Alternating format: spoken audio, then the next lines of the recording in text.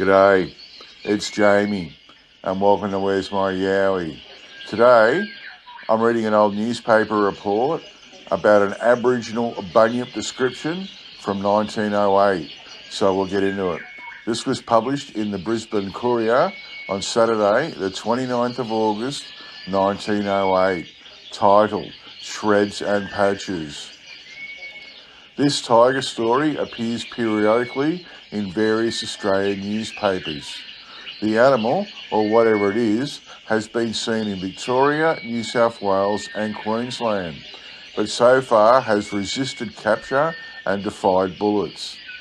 In the Lithgow district, a number of men who made a resolute attack by moonlight killed Farmer Casey's calf, which was supposed to be the tiger.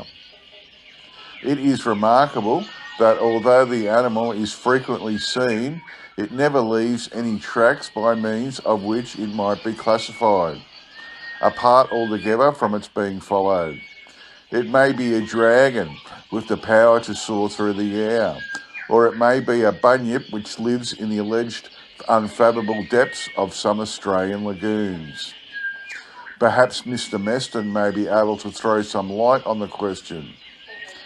The Aborigines could at least give an accurate description of the bunyip, which is more than can be said of people who run away from the alleged tiger or lion or whatever they call it. Here is the exact description of the bunyip given by an Australian novelist on the apparent authority of the Aboriginals. The head was that of a man, with huge teeth showing through its mouth, and the eyes were green and phosphorescent. The arms were long, and the hands were shaped like the 4 feet of a kangaroo, with long claws at the ends of the fingers.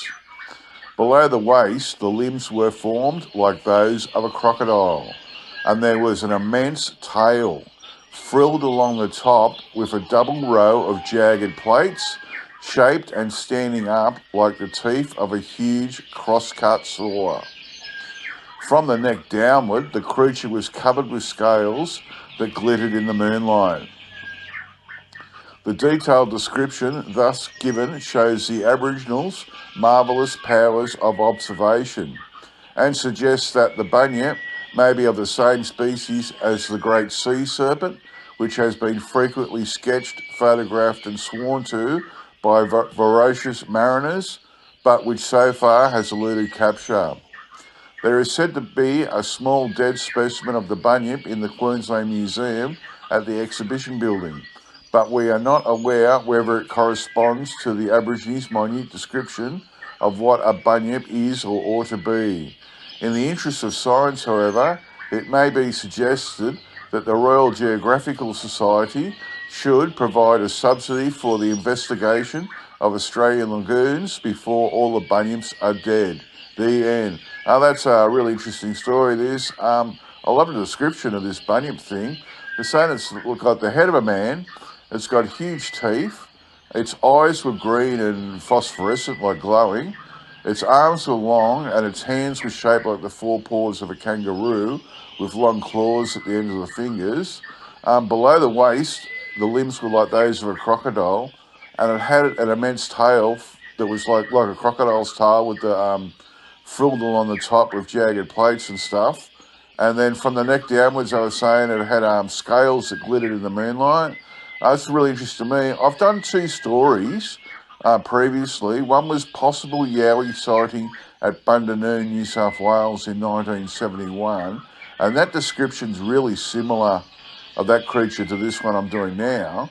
But the other one that I did, called a hideous looking animal, possible yowie capture at the Blue Mountains in 1882, is nearly identical to this description that they're giving here. And that was where some guys actually shot one and killed one. It's really interesting, this, and I'd love to know what kind of creature this actually is. Okay, that's it for me.